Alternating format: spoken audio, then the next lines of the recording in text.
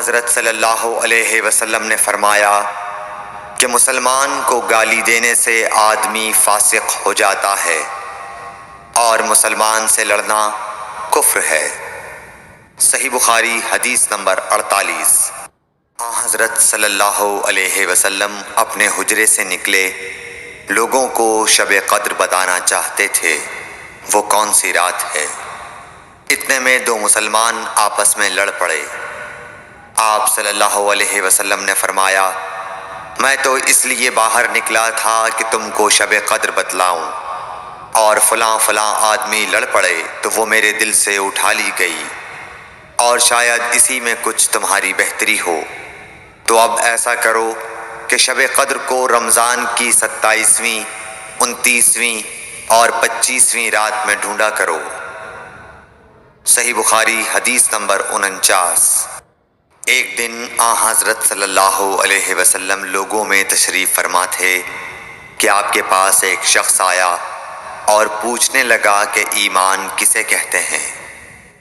آپ صلی اللہ علیہ وسلم نے فرمایا کہ ایمان یہ ہے کہ تم اللہ پاک کے وجود اور اس کی وحدانیت پر ایمان لاؤ، اور اس کے فرشتوں کے وجود پر، اور اس اللہ کی ملاقات کے برحق ہونے پر، اور اس کے رسولوں کے برحق ہونے پر، اور مرنے کے بعد دوبارہ اٹھنے پر ایمان لاؤ۔ پھر اس نے پوچھا کہ اسلام کیا ہے؟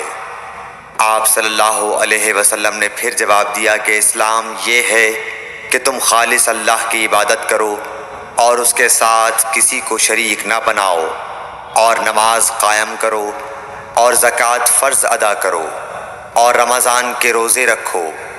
پھر اس نے احسان کے متعلق پوچھا۔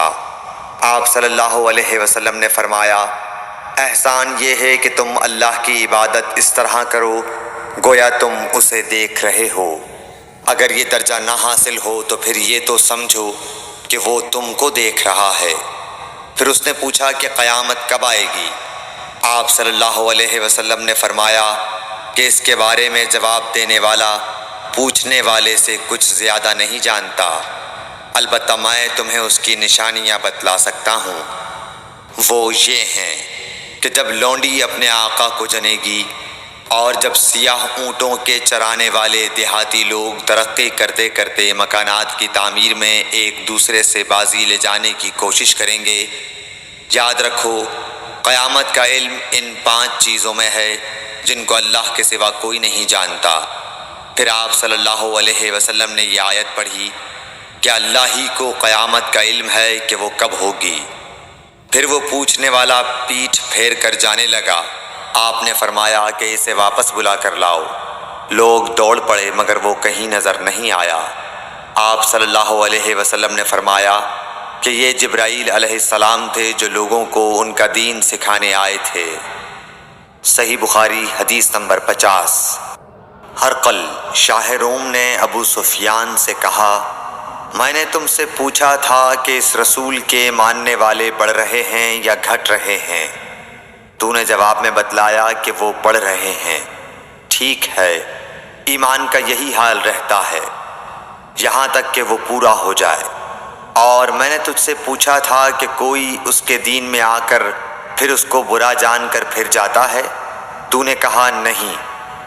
اور ایمان کا یہی حال ہے، جب اس کی خوشی دل میں سما جاتی ہے تو پھر اس کو کوئی برا نہیں سمجھ سکتا۔ صحیح بخاری حدیث نمبر 51۔